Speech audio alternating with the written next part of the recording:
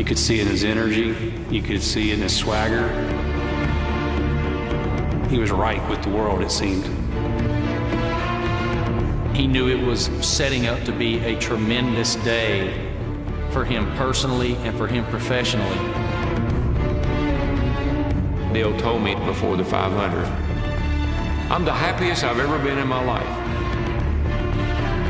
You'll see something you probably had never seen on Fox.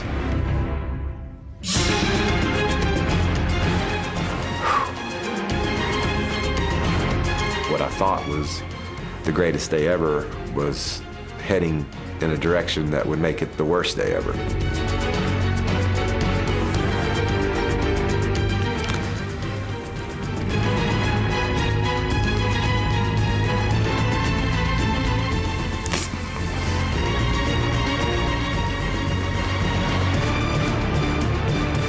It was a bad day. It was a day that I hope I never have to live again.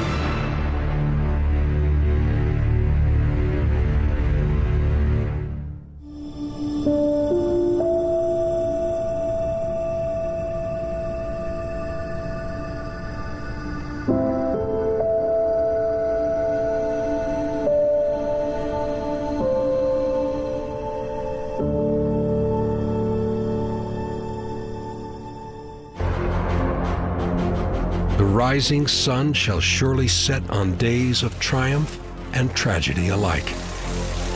The 2001 NASCAR season dawned like every other, under the Florida sun, where the sport's biggest race of the year was also its first, the Daytona 500.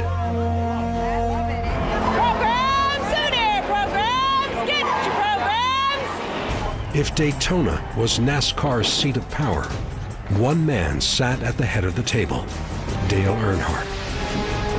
Take him to Daytona and let him go on those big banks. He was just magical, the stuff he would do. Dale had a knack for Daytona that nobody else had. The way he could maneuver, he knew what he wanted to do with a race car, he knew where he could put it. People used to say he could see the air, and Dale would debate you with that. He said, I can't see it, but I can hear it and I can feel it. He had an open face helmet for that reason. To run Daytona and run Daytona really well, you have to have no fear. You just have to be willing to keep your foot in the gas, and you really got to manhandle that car. That's when Dale was at his best. Earnhardt, Daytona. Two words combined to tell a Shakespearean tragedy of sport. Earnhardt won every race there was to win at Daytona, but not the 500. Never the 500. 20 years under an unjust sun. He was frustrated that his career would be measured by somehow there'd be an asterisk next to his career that he never won the Daytona 500, no matter how many championships or how many races he won.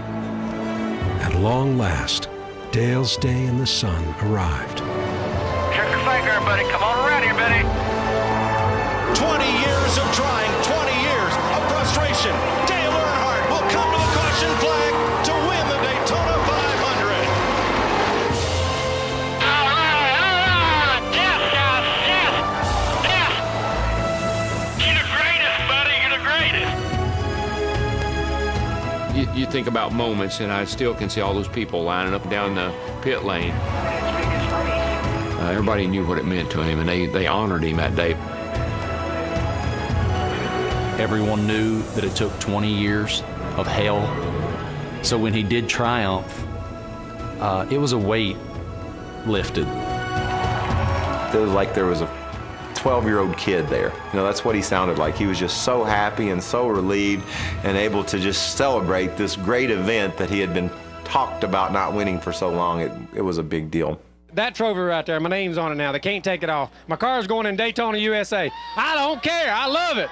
I want it to be there. I took me a little spin in the grass so I get the good out of it. You could see it in his face. You could see it in his demeanor. It meant everything to him that everyone said it was supposed to mean. From that moment on, he was right with the world, it seemed. Dale told me in 2001 when we were sitting doing an interview, I'm the happiest I've ever been in my life.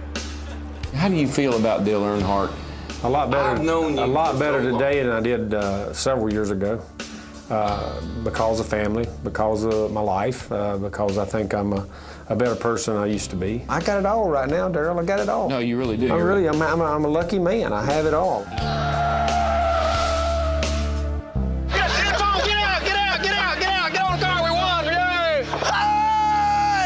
You would like to be crossing that line first? And then spin around in the infield. Spin around the infield. And then go to victory lane. Then go victory lane, which is where I'll do the interviews. Oh, you gonna be here? Yeah, what do you mean about me? Fox brought their A-team in here, baby.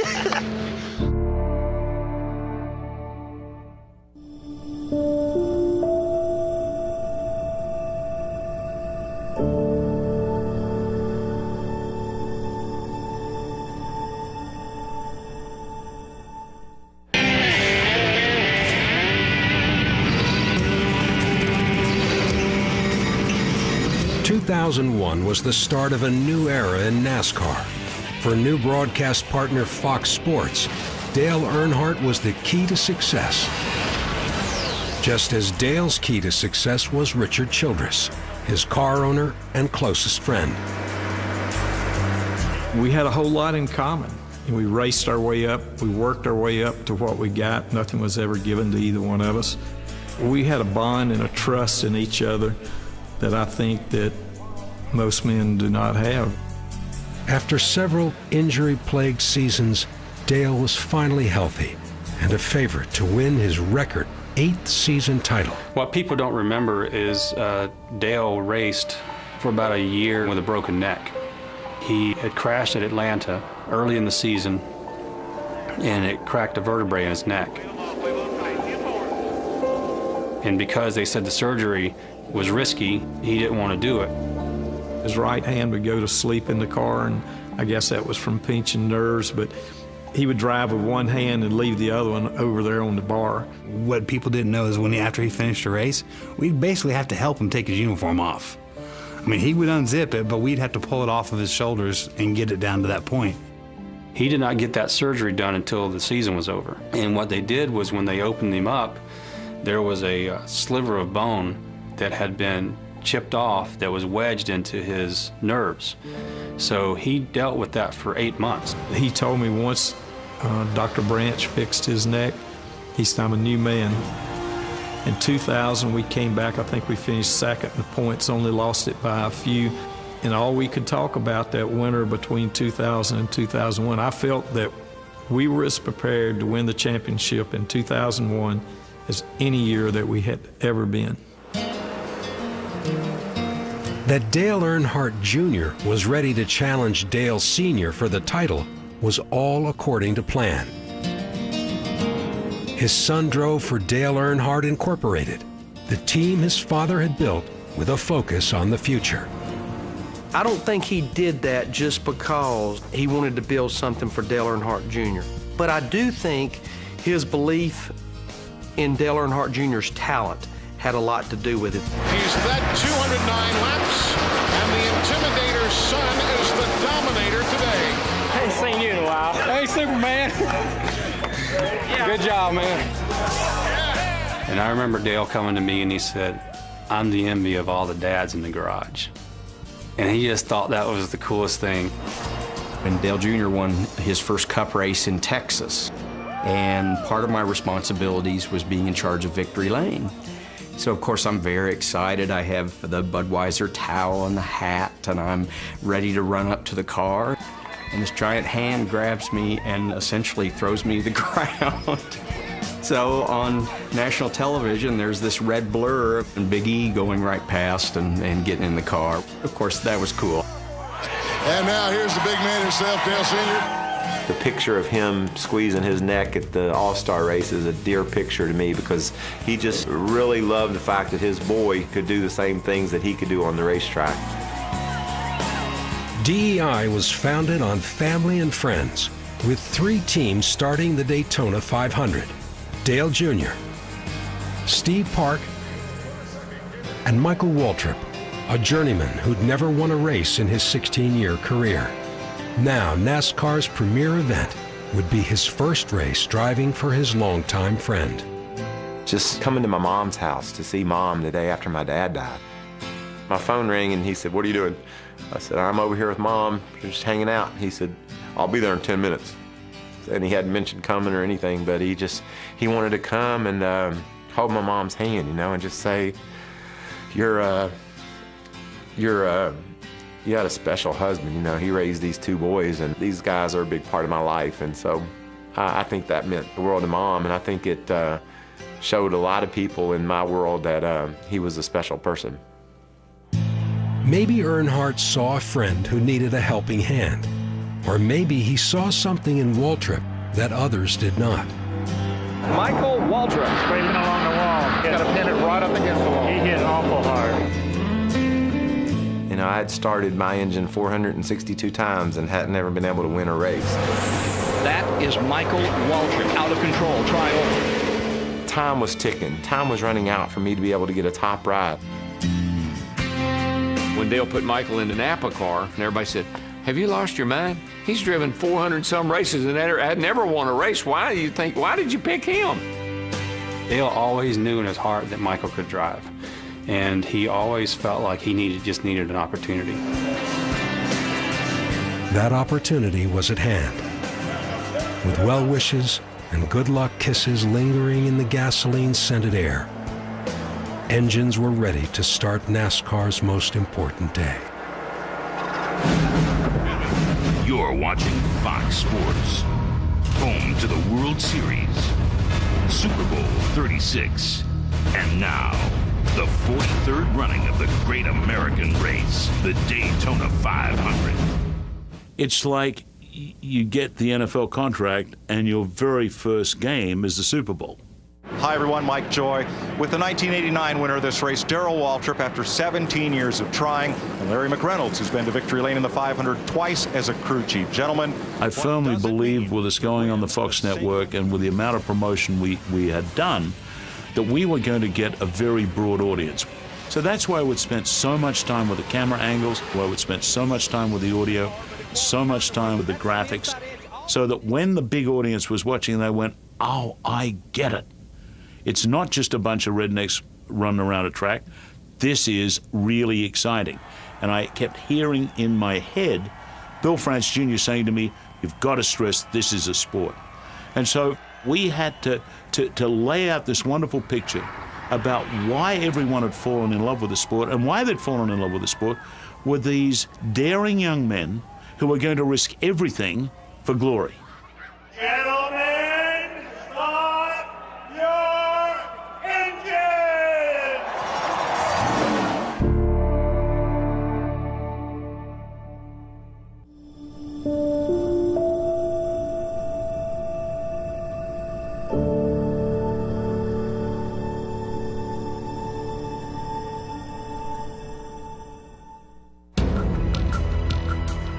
Rolling thunder rose to life as NASCAR machines rolled off the starting grid.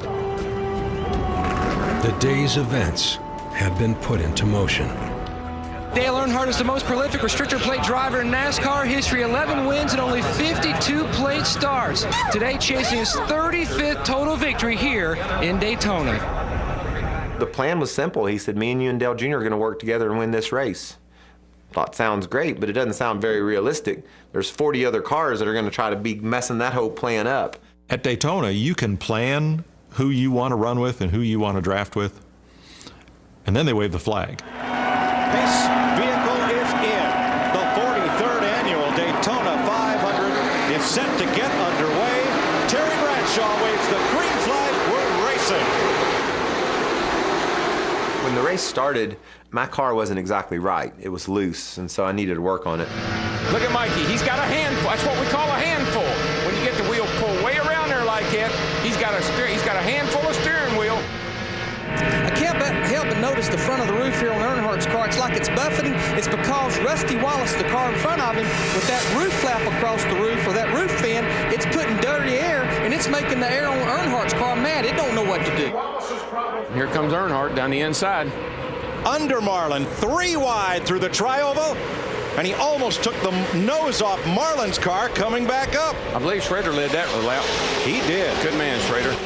The first 150, 70 laps, basically, I saw them, but we really there's too many cars. We never could really get together and team up. Look at Earnhardt. Right down to the apron to take the lead. With Jeff Gordon pushing him in the 24 car, and Dale Earnhardt Jr. in the red car, the 8 car pushing with him. Dale and Dale Jr. got to the front in a hurry, and I kind of rode in the middle of the pack for longer than I wanted to. Then the crew made some adjustments and made my car right. I could drive the heck out of it. It's Michael Waltrip up the middle. Hey, we hadn't talked about Uncle Mike all day, and there he is. Come on, buddy. Give me a chance to talk about you. There's one time during the course of the race that all 4 of us were running 1, 2, 3, 4. Me, Dale Jr., Steve Park, and Dale. Pretty impressive. All 3 of them DEI cars up there in the lead. I've been in so many things in the last 25 laps. I wasn't thinking until the last couple laps and see what happens. You just try to position yourself up there where you're in that group and try to be able to make something happen, or if something happens, you can capitalize on it. It's the big one. It's what we've all been fearing. This kind of racing is going to happen. A horrible crash on the back straightaway that began when Tony Stewart got turned sideways against the backstretch wall number 20. You know, it just seemed like the lid was about to bubble off of this pot here, and it just seemed like with that event, we thought maybe eliminated enough cars to make it come down to where we knew who we needed to race and how we were going to be able to accomplish this.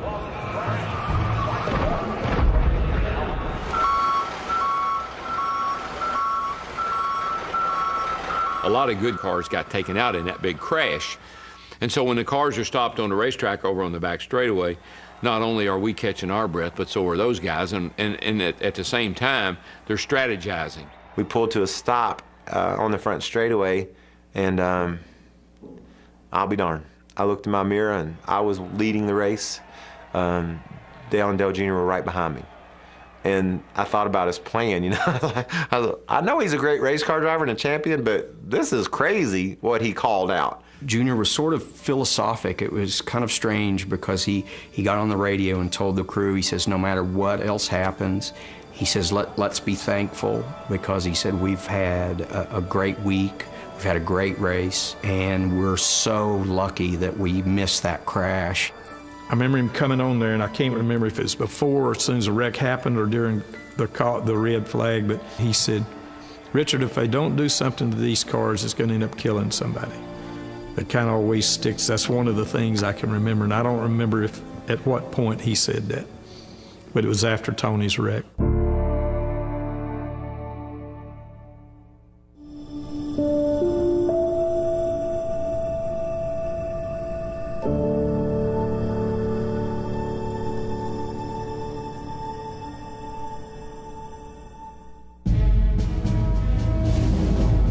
The 2001 Daytona 500 had already revealed the brutal nature of the day's close-quarter bumper-to-bumper banging and bumping. In the final laps, Dale Earnhardt would battle not for victory, but to protect his team. Green flag. There's one point during the race after the red flag where I felt like he let me in line. And I remember thinking, that's never happened before. I know he's never let me in line. I don't think he's ever let anyone in line. You got to have nerves of steel, folks, to see what these guys saw just now. These cars all flipping and flying through the air and hop right back out there just like it never happened. I was leading the race. My car was handling perfectly. Dale Jr. was pretty safe as well because he had Dale behind him, and Dale was just pushing Dale Jr. and me. So us two had it made, basically, and Dale was in a mess. Whoa! Look at Earnhardt. Sterling got into Earnhardt. Dale is doing everything he can to keep Sterling behind him because Dale knows that Sterling's got a fast car. You never saw Dale Earnhardt Sr. do anything but drive offensively. But in the closing laps of that 500, we saw him on defense. You know he wanted to win another 500, but I think he was going to be perfectly content running third that day. This is when we're going to find out. We're coming around for the white flag. And I thought, if this motor doesn't blow up and the tires don't blow out, I'm going to go down there and make 2 lefts, and I'm going to come back and win the Daytona 500. Make that back straightaway wide, buddy. Get all over the place. Come on, man. Come on now. Watch your mirror. Watch it. He's going to make a run inside. I kept trying to tell Dale Jr. to stay on Michael. Sterling started coming, 36 started coming, and all of a sudden there was a lot of activity around Dale for 3rd place. Atta boy. 3 wide behind them. You got him, Mikey. You got him, man. You got him. Come on, man. Last lap at Daytona.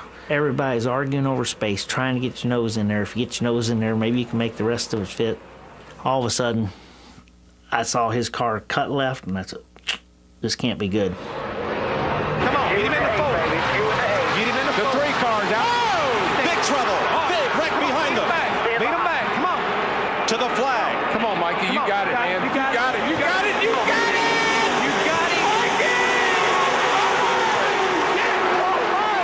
Michael Waltrip wins. Oh, man. All right. It's a television dream come true. And he's about to get the best ride in racing. Man. To Daytona 500 victory lane. Darrell, is this better than winning it? Oh, it's better. This is great. I hope Dale was okay. I guess he's all right, isn't he?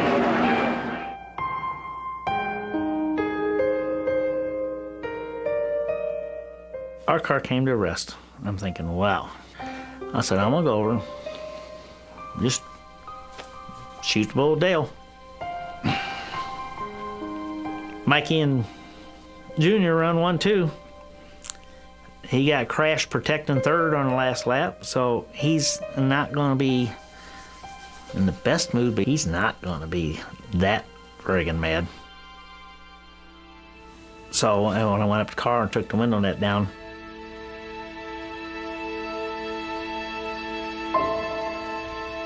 I knew he was in trouble. I mean, I knew right away he was in trouble, and I signaled for the emergency crews to get there like quicker. And they were there quick, but just quicker yet. And I just knew he was in trouble.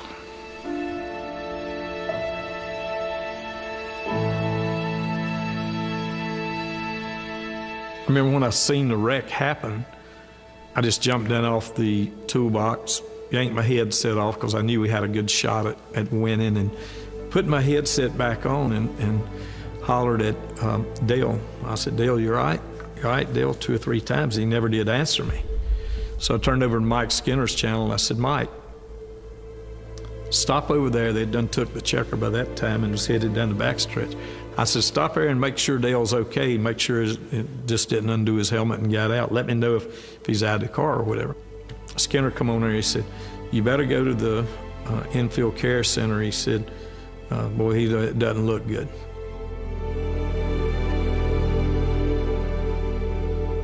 We just kept waiting. Come on, climb out. Come on, help him out of the car. Come on, get him out of the car. He's got to go to victory lane. You got to get him out.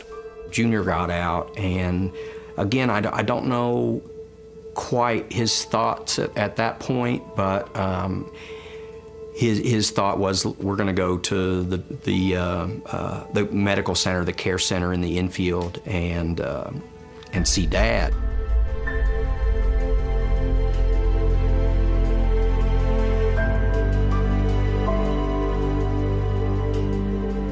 Junior went in, and he went through and just caught Kenny Schrader's eye just for a split second, and he said it was really then that he knew that something was seriously wrong. I go to the bus, I get Teresa, Jimbo, the bus driver's with us, and that's when they just got the new infield care center, and we went into there.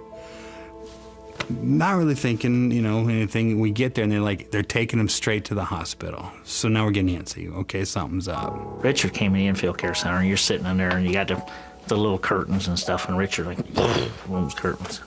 What's the deal? I probably turned white. And he said, "How is he?" I said, "I ain't good."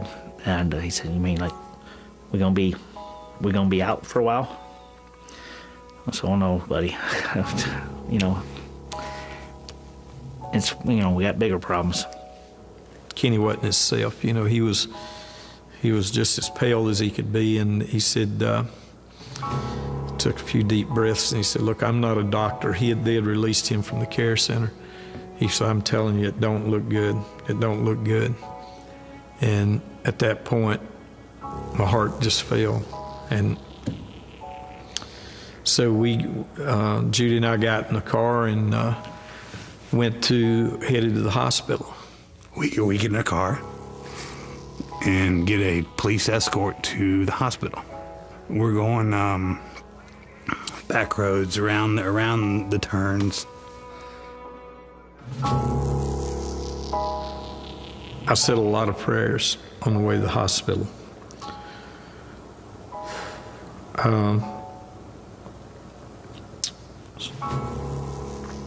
all I can say. While we're dealing with that, somebody's won the race and he's going to victory lane.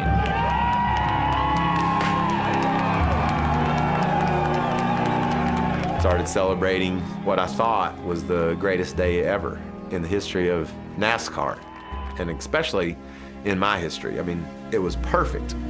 Everything went just like Dale said it would, and I couldn't wait to see him.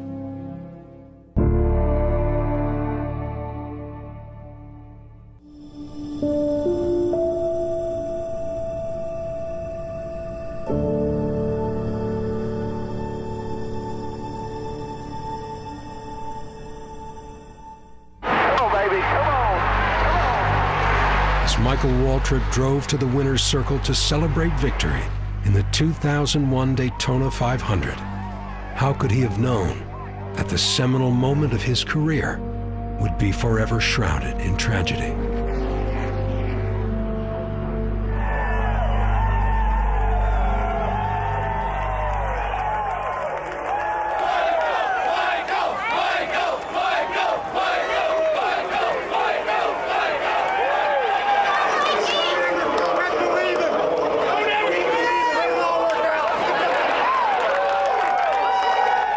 It was amazing. People that didn't know me a month before, now we're all standing in victory lane celebrating winning the greatest race in the world. Everything was just so cool, and it remained that way for probably 20, 30 minutes. We kept watching on the camera, and this looked bad. And you can tell by the people around the car, even though it was in a long shot. Then the ambulance came up, and then Dale was taken out and placed in the ambulance.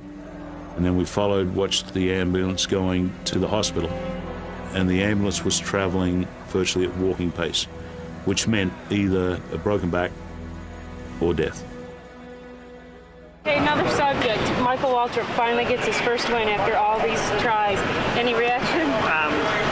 Very happy for him. I just wish he could enjoy it a little more because his boss is not there to help him. Okay, we just got worked up. They had trouble with riding Dale. While Earnhardt's driver Michael Waltrip celebrates, Dale Earnhardt rides the back of an ambulance to the Halifax Medical Center. The last thing you want to do is overstate the drama of the situation, and yet you don't want to understate the possibility that things could go really bad. I was in victory lane, and everybody, obviously, it was a lot of celebration, a lot of happy people, and everybody seems to be just overly elated, and Michael's got the trophies, and Michael's being Michael. What was beginning to be more and more odd is no Earnhardt was there. And I remember thinking, where's Dale? I mean, how come he's not here yet? And Dale Jr., how come he's not here? I'm sure they're coming, right? John Graham, who is the president of the racetrack, came over and he said, "Hey, who's going to accept the owner's trophy?" And I said, "Well, Dale will be here any minute. Just Dale or Teresa, one of these, somebody will take the trophy." And he says, "No, this is Dale's. They're taking Dale over to the hospital." So for the owner's trophy, John basically did the victory lane interview with me, and then he had me stand in the pictures. As soon as we got done with that first photo, I looked over and Ken Schrader walked into victory lane. Mikey, he just won Daytona 500. And what a big deal. That was such an important moment for him. I love Mikey like a brother, and I wanted to tell him what I thought the deal was. He made fun of me all the time, you know, about not winning, and finally there's somebody I know coming to say congratulations. I saw him and I said, "Can you believe it, Schrader? I won the Daytona 500." And he just grabbed me and said, "It's not good." And I was like, "Well, it's not really that bad that I won the Daytona 500, is it?" I just told Mikey that, you know, that I was awful happy for him and stuff. But no, listen, Mike, we got a big problem here. I'm extremely worried about Dale. I remember him looking at me, you know, and it's just like it didn't register because, you know, he's waiting for Dale to come in. And so that pretty much told me that, you know, the celebration was over. You know, what I thought was the greatest day ever was heading in a direction that would make it the worst day ever. By then, I don't know what to do. I'm wanting to go to Victory Circle, but I don't know if I should. And we're on a quick off. The race went long because of the red flag, and we were at the top of the hour, and so we couldn't stay and give a report about it. Nobody knew anything. Everybody was real hush-hush about it, and nobody was telling us anything, so we had to go off the air.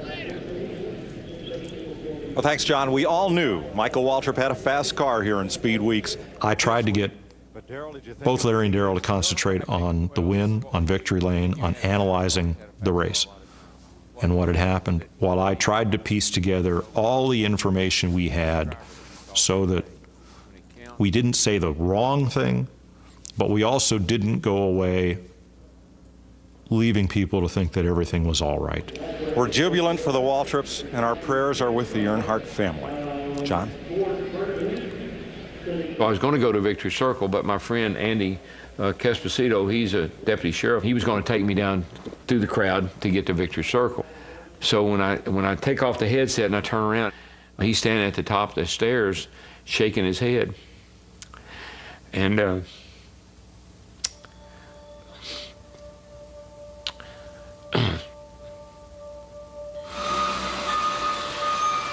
Big Andy's wife she worked at the Halifax Hospital in the emergency room. She had called him and told him to get DW and get down here because Dale didn't survive.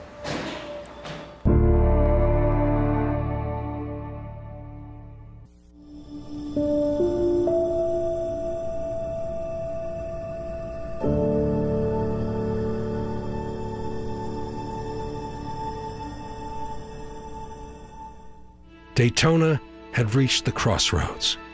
One road led to victory lane. The other carried a life in the balance.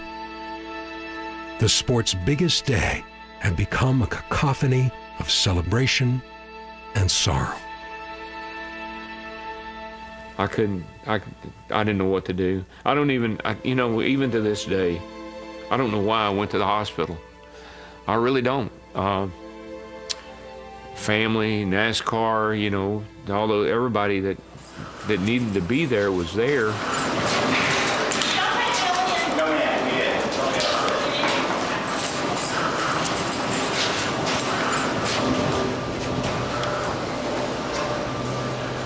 We're just in the emergency room. We're inside, and it's not a waiting room outside. We are like inside. We're not in front of Dale. They got Dale screened off and everything. So, but we just know it's not pretty. I can't remember everyone that was in the room, but whoever came in, I think it was a doctor, came in and said we lost Dale.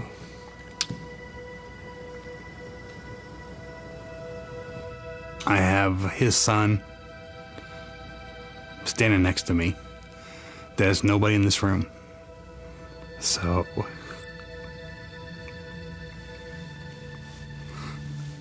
I'd take care of him. And we just all sit there and not knowing what to expect next. And I remember some of us just had our heads down, and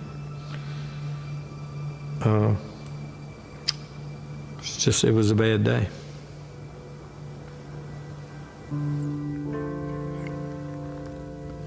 I go into the room where all the team members are at. And I remember just looking at all of their faces and just this junk. So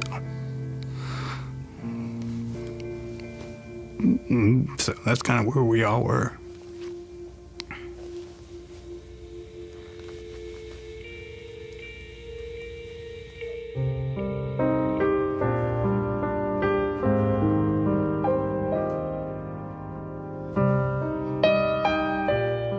I believe I thought about Michael when I left the hospital. I thought, oh my gosh, wonder if he knows, wonder what he's doing. Buffy was dealing with it all. You know, Buffy was talking to NASCAR and talking to the family, and so she was doing a job, an admirable job of making sure none of that got to me.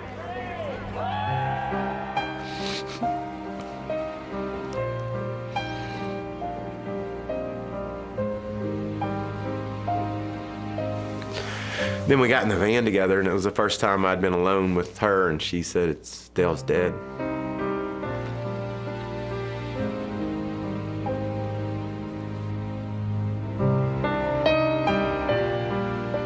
I started wondering how I was supposed to feel at that moment, and I haven't stopped wondering since. One NASCAR officials who I knew what the deal was. I asked them when people were starting to leave and stuff, and I said, hey, is it official? Well, we ain't got any official word. And I never cuss anybody, but I said, listen, you blankly blank, tell me what the deal is. I was just down there, and so then they told me. Even before the announcement, I believe that it started to filter through that it was a possibility. At that point, I remember Mike Helton coming into the media center and standing up there at that podium and saying those words that are now etched in our brains forever.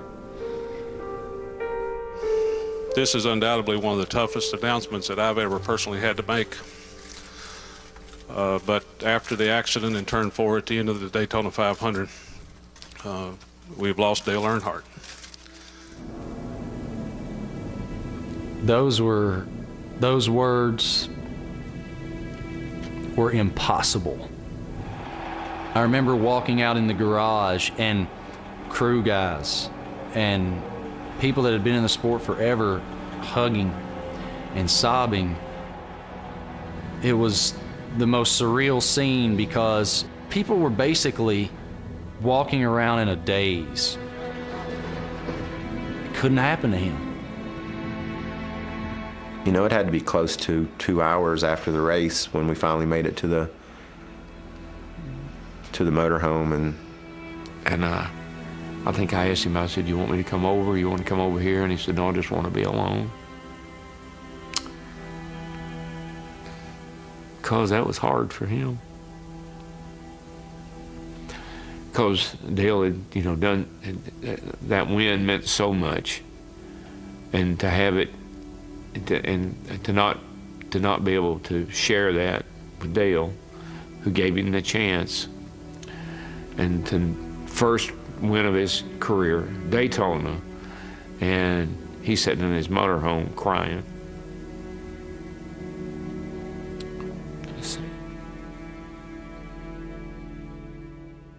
And Michael said, "This is supposed to be the greatest day of my life, and it's my worst." And all I could say through being choked up, and all I said is, Dale knew. Dale knew you won that race. That's all you can say. So. All night Sunday night, I never slept, trying to figure out how this could happen, why it happened, what was next. We lost what I would call our franchise of RCR. I lost a very, very close friend that hurt worse than anything. And lost my hunting buddy.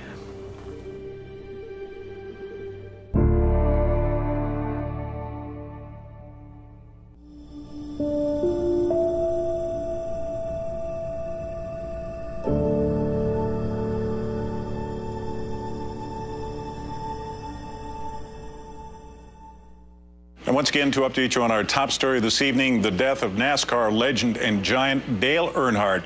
At 49, he has died as a result of injury sustained in a crash on the last lap of the Daytona 500 at the Daytona International Speedway. I remember pulling into DEI after we got Dale home and just seeing the hundreds and hundreds of people that were there, and the candles and the "We Miss Yous" and all of their tributes. I remember looking at me and saying, if it ever happens to me, you better get a race. We asked all the employees, if you want to go home and be with your families, go. And I can't recall one person leaving. Their way of overcoming it was to start worrying about Rockingham. I'd like to ask you to do something. I'd like to ask you to take the hand by the person beside you. Lord, our hearts are hurting. We've lost a great friend, and it all seems so unfair. People ask us, how can we go out and race today? We can do that, first of all, because we know that's what Dale would want us to do. And second of all, because, Lord, we know without a doubt that he is dwelling in your house and will forevermore. Amen. 1 week after a sport's darkest hour, DEI driver Steve Park rose to the moment. Here they're going to come to the line. It's going to be a photo finish. Park has the run off the high side. He clears the body, and Steve Park scores the second straight win for Earnhardt Incorporated. Boy, and that team, they needed that.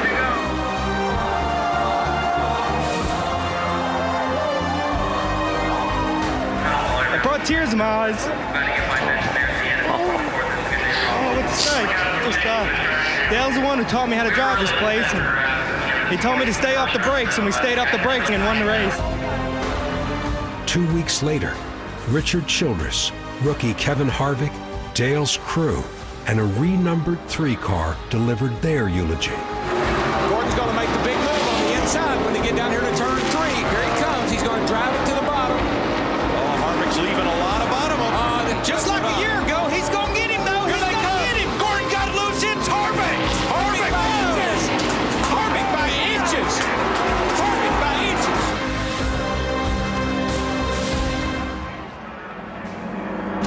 When NASCAR returned to Daytona, a son carried a message to his father. And perhaps a father carried his son. Here they come, turn 4, final lap. Michael Waltrip in second, but it's going to be Dale Earnhardt Jr. using lessons learned from his father to go from 6th to 1st and score the victory in the Pepsi 400. I just was so happy I could push him home. Made the night complete, made it perfect. And then to be able to stand on the car and listen to over 100,000 people screaming, it was amazing. I remember thinking, I'm better now. It'll be fine now. You know, this is redemption.